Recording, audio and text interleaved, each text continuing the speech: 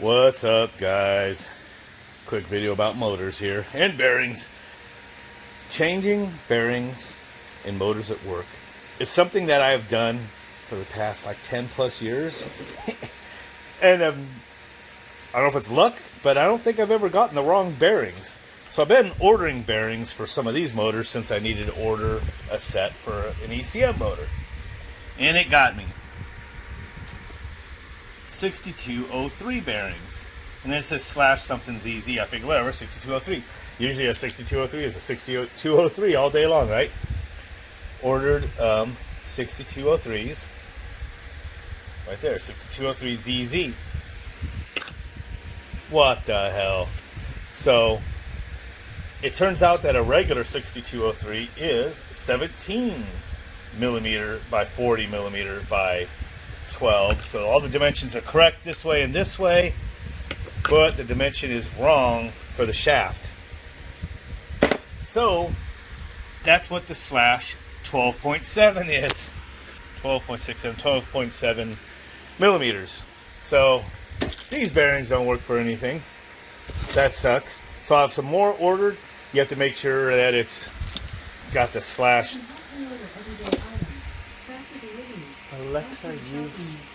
Alexa, shut up! Damn stupid thing. Anyway, so I also ordered these, and I might have made the same mistake. So these are 620205s. Can't remember which motor, but none of these motors I have say what bearings they take. And once you get into the larger horsepower ones, they almost always say what bearing numbers are, but it just doesn't say on these. So I looked up like the numbers for a couple of these motors. I think it was that one actually. This has been one of my test motors. It only screeches if you turn it really fast. This one here though, you get it in this one spot, it's really noisy. And of course it's not doing it now that I'm recording, but just did it earlier when I set it here. But this is like a indoor blower from a Carrier. This is a outdoor fan motor. I believe this is from an old train IntelliPack. Pretty sure that's what this motor's from. And it was one that was starting to get noisy. Not too bad. I've been using it for just testing VFDs.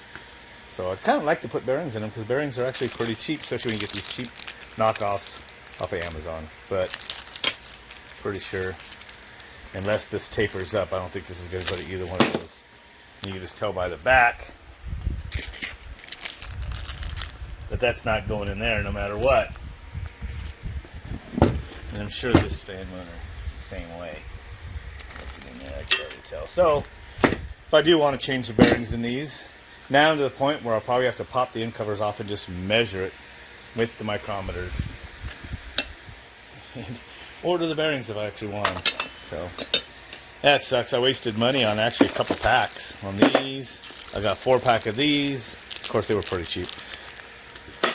I don't know, I'll have to save them for hobby shit. Make them into wheels or something. Well, this is good and bad news. This motor didn't look so bad on the outside. I let it sit in my backyard for a while, standing up, and man, it got some rust in there. I have the feeling it's still going to work. Here's the good news. Okay, the bearings, these big bearings actually are the correct ones right here. And maybe this is what I already found out. I can't remember, but I think actually the back bearing is the 6203 possibly.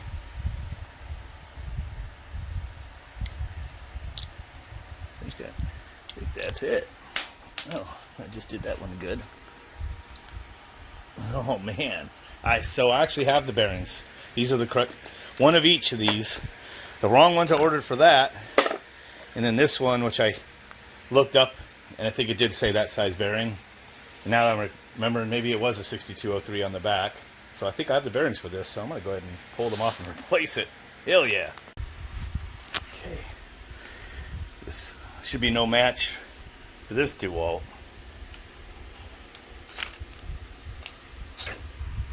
I hope it doesn't spin everything around. Oh yeah, these have different torque settings. So like, it doesn't give you full torque as soon as you pull. As soon as you pull the trigger, it kind of throws you off of there a little bit. And because of that, you need the instant jerk on this type of application. There we go.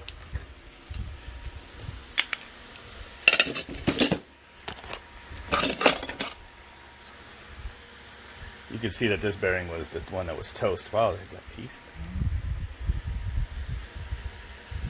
Huh. Man, that's the noisy bearing right there. But that is indeed the correct bearing for 6203. So let me get this set up, put that on there. Have the feeling. Now, this is going to go on real easy. For bigger bearings, it's good to put these on a bearing warmer. You can throw this thing in the freezer or something for a little while, but this is just going to tap right on. Doesn't knock my camera over.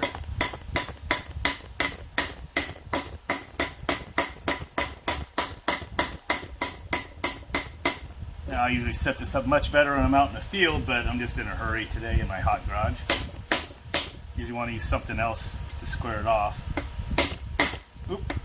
You get that sharp blow when the hammer just pings back, that's when your guy is seated all the way on there. So that's how easy it was to put on that bearing. Okay. Different core here. It's been used and abused. I'm also, just doing, like I said, doing this kind of willy-nilly because it's just a motor home and I'm in a hurry in the field to kind of set this up a little better.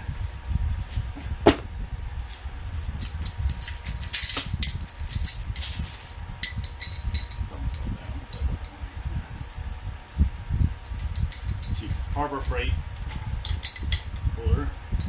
Does have pretty long jaws right here. Tip is falling off here, so I'm not going to want to stay centered here.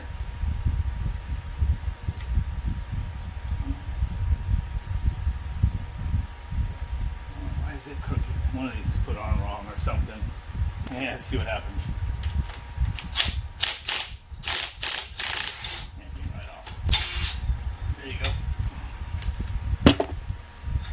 Man, these bearings were pretty damn nasty. Usually I would clean that shaft, but I'm in a hurry and this whore isn't worth it. Should get started cheating.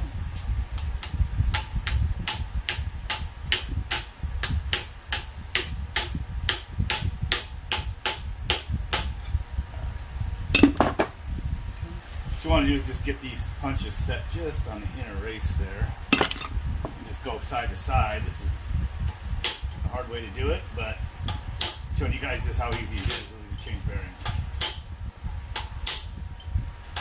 Didn't even clean the shaft. On big ones, I always clean the shafts. Usually warm the bearing inner race. So it goes on. This is just going pretty easy. Who knows, maybe the tolerance is a shite. From China here, Amazon. Just don't want to hit the spot where it's going to jack up the bearings themselves. You just tap on the inner race.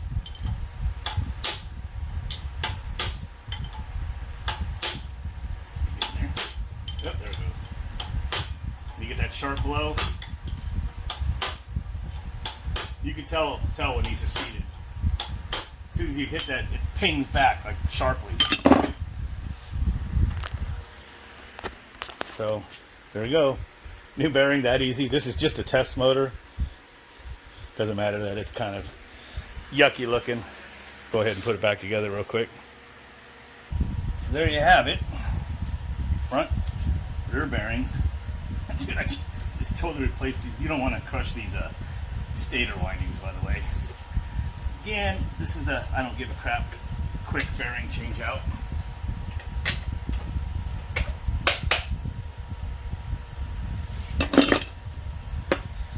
Non-greasable, so we're going to leave the ZZ, the shield. So the ZZ I think means the shielded. So and the bearing people always said, hey, if you need them to be greasy, just pop out the shield. So that's what I've been doing on all those ball door motors and all those Aeons.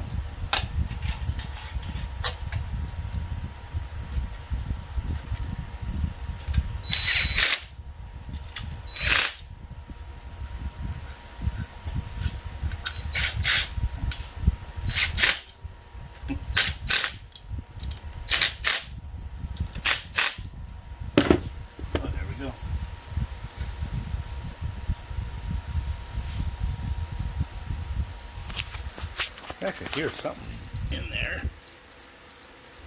Oh, something's rubbing it. Take a piece of paper plastic around one of the string they use to wrap the coil windings. I think one of them is just hitting the end of the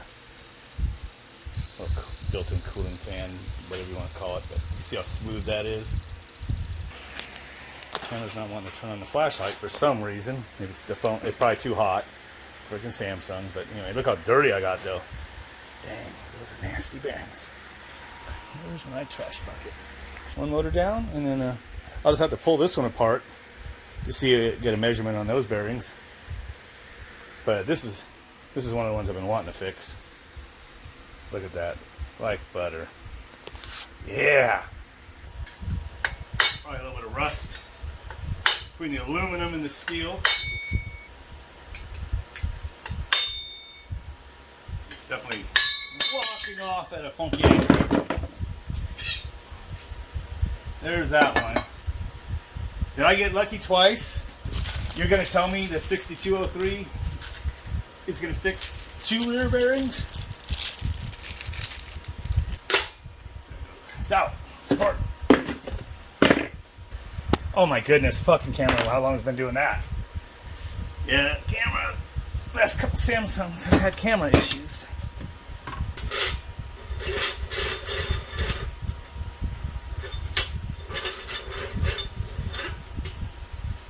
Oh man, it's so shitty.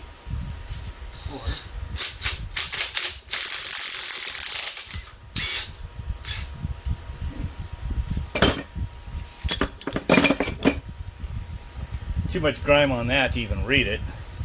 So far I'm getting to use 2 of the 4 wrong bearings I bought.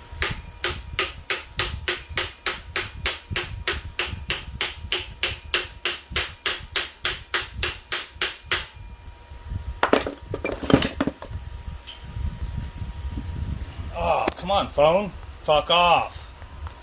Stupid ass freaking Samsung. I hope it didn't ruin my whole video. So here's a 6203. This is the one I just pulled off, I believe. That was either that one or that one. These are the 2 that just came off of that thing. Yeah, that's the first one because I had that ring off, and there's the other one from the front. Just total shit, but all those 6203s I got instead of 6203 slash 12.7 millimeter. Right?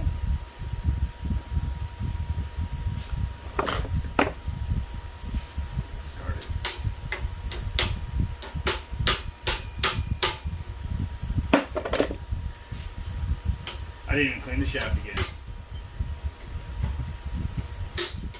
Usually I clean with emery cloth, lube it a little bit, maybe heat up the bearing race. I'm just putting these on. Dirty, rusty, because these are just old bastard motors.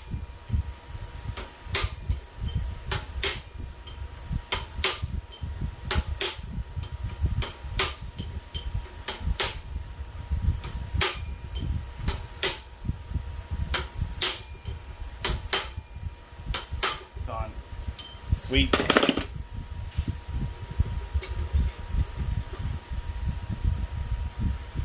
Right.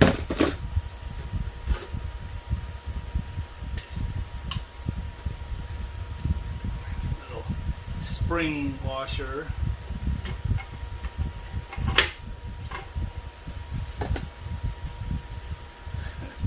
Since it's just total shite. Camera's still working. You go to show a little bit of mercy to these back plates, they will break. They will. This cover should still be lined up because I didn't pull the front off. It was getting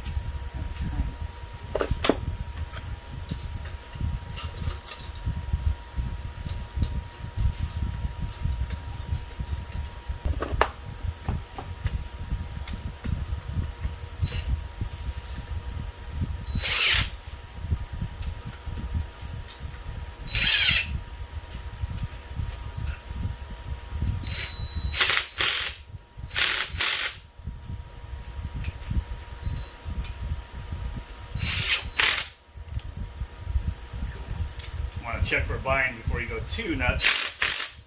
Let's the impactor.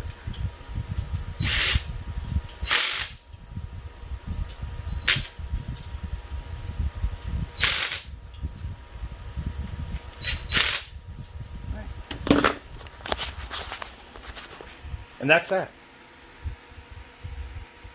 2 motors. I just changed the bearings on willy-nilly. I mean, look how smooth that is now. Yeah. Old crusty-ass motors. Don't give any F's about, although I use them for just for running VFDs. Look at that. New bearings. So those bearings were all absolutely toast. So I used 3 of the 4 6203s I bought that I accidentally bought for these. They didn't work. Turned out to be good news because I used 3 out of 4 on these 2 motors. And then I just have this one extra 6205, I think it is. And then I have bearings coming tomorrow or the next day that is going to fix my ECMs. Okay, we can't finish this video unless I run this motor. Maybe the other motor. Got a variable frequency drive hooked up. This is actually a 460 volt only motor, but unloaded I've never had any problems running it, just on a 230 volts. So should I go? So extra special thing for you, we're going to run that motor off of batteries. Little inverter there, cheap ass inverter. It's a little pissed off, so I have the feeling it might, it's got the red light. Blow up? Transformer stepping it up to 230, so this thing's actually powering a transformer. Let's go. And undervolt, that thing is tripped. I don't think it's going to run. Alright, let's try a different one. There's a battery backup. I got it. I think it's a Goodwill store or something. It actually turns on when I put batteries in it, but I don't think the charging circuit works. Or something's wrong with the circuit. It won't run off a line power, I should say. But it works to power things if I just turn it on. Man, I can hear that transformer humming. It's on 120 hertz. Why not? And that beeping's just what it does when it runs a battery. It's ramping up. Got the acceleration time. Oh, it's starting to whiz now. Dude, when I used to run this motor to 120 hertz before, the shrieking would be so bad that your ears would bleed. That's running at twice normal operating speed. You can't tell it the frame rate, but believe me, that thing's running at 120 hertz. What'd you guys say? You want me to turn it up to 240? Okay. Stand by. See what happens. Oh, it's higher than this thing's locked out. Let's try 160. No, I must have it locked. I must have it limited to 120. So I could go, oops, enter, go down to 110. It does that. Go up to 130. Nope. So, 120. And we'll go down to 60 hertz just to see what normal speed is.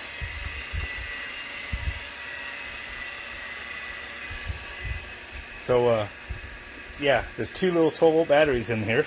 That's a 24 volt powered UPS. 120 volts going to a transformer. Transformer going to here. Stepping up to, I assume, around 230 volts. This isn't doing a low voltage alarm. And we're running the motor. Now, if we had it loaded, I don't know what this thing's capable of. I think that's just a 800 watt UPS. And that might be peak. Who knows how it's rated. But yeah, sweet. So there's motor number 1. Sounds totally fine. I'll shut all this down and I'll hook the other motor up. Okay, we got this motor wired up. It's 230 volts. VFD. So one thing I'm going to do is let's go try changing the setting here. Sometimes you got to change some of the voltage characteristics as you change this, but sometimes just changing the maximum will work. E104. Okay, so we're going to go down to perimeters. We're going to go down to E104. See how it's set at 120 hertz? We'll set that limit to 240. I think that might be the only one I needed to change. Local, run at 60 hertz. Ooh, that doesn't sound all that great.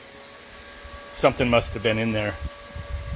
Wow, it actually coasting real smooth. It did not like that. All right. reset. My haste, there might be something in there binding up. Also, the rust. So, local. Let's turn the frequency way down, like 10 at first. It's clunky, man. There's something in there. Well, that sucks. I wanted to run this sucker fast as hell.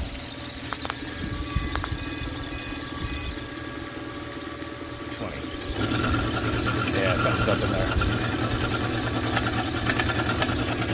30, it's gonna clunk, I think. Oh yeah. Overcurrent, or dropped the voltage before it overcurrented, and then tripped on there real quick. That's a shame, because look how smooth that is right there. Something is in there touching or something. Unless the housing is fuckered from all the rust when I popped it off the bearing. That feels. I might pop it apart real quick and take a look-see. Alright, well, that little spring washer is all busted out and everything back in there. I don't know what happened when I put this thing back together, but that probably has something to do with it. So, see if I can dig that out. Now, what's possibly happened is, like I said, this has been sitting outside a lot too, but the old bearing that was on the rear here might have been locked up to the point that it was spinning the outer race in the aluminum back plate here, and it's actually got some slop in it. It's hard to tell, you know, put a motor together, because your shaft is wiggling the front, but you have to kind of grab it just right and work it through just to feel the slop in the back bearing. So it's probably screwed up. That little crush washer, I'm pretty sure it was in there right. It might have just broke when I dropped the motor in there. I think it was just all so thin, because it was like it got machined down or something. I mean, it's brittle. There's no way that just, oh yeah, look at that thing. So, I don't know, I'm going to put it together, just say screw it, and see what happens. Okay, just put it back together. Still making that sound. So, something's up. But we'll try it. If it works, we'll give it full send. If not, I probably could eventually find another one of these at work, which usually just need bearings, but this one was just allowed to go. Yeah. Oops. No one's allowed to run a long time on that bearing. Oh no, what the hell? Oh! You know what it's doing? It's running without the shaft turning. Yeah. There it goes. Maybe it isn't. I don't know, making a weird sound. Something's going on. Alright, fuck it. 60 hertz? What? Reset. Oh, that is so funny. Isn't it crazy how that thing does that? Ooh, I thought I saw a spark in there. It's definitely touching something in there.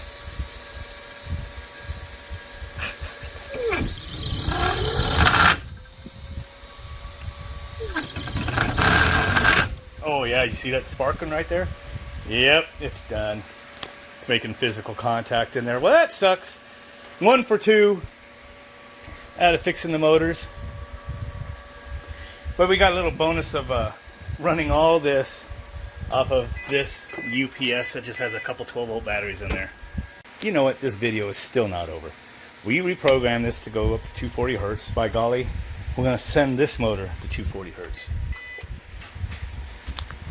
All right, local, 60 hertz.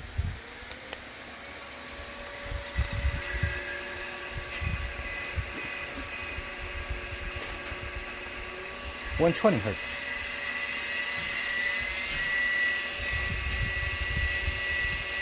$160 hertz. Ooh, that doesn't sound too good. We're way overshooting the bearings. The speed of those cheap Chinese bearings. Ready for 240? Is it going to scatter?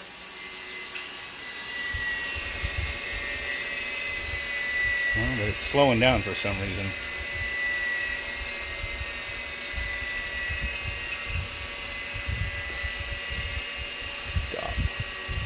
case come of this. Now it's going back up. Probably got some characteristics off, and now it's hunting or something. Well, it did not explode, but the voltage, frequency characteristics, all that stuff kind of might be off a little bit. 240 is 4 times the normal frequency. If we had something on this thing so you could see it spin, that would be awesome. It is kind of not liking that too much. 200 hertz.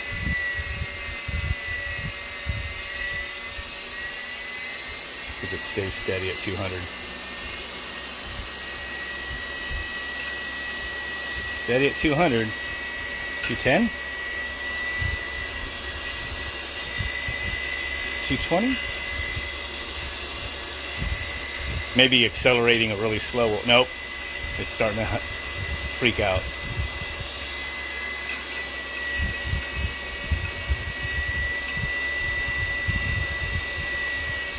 Yep. Can't get. And it could be the flux, even though it doesn't have a load, but you know, just for that frequency, you have to drive the voltage higher. Not to mention voltage could be sagging from that thing, who knows. So now if I go to 120 hertz, it's going to sound so slow. And if I go down to 60, that's 120, let's go to 60. It's going to sound like it's calling. There's normal full speed of that motor. Well, that one definitely sang, and it did not explode. So that's awesome. It's also awesome running this all off of a little battery pack. UPS, made for computers. Powering a transformer, stepping up to 230. Yeah. And you can always rewire it, step it up to 460. Oh! That's probably another reason this can't do the 240 hertz. This is a 460 volt motor. It's hooked up to 230 volt VFD. So I gotta say, that's a win.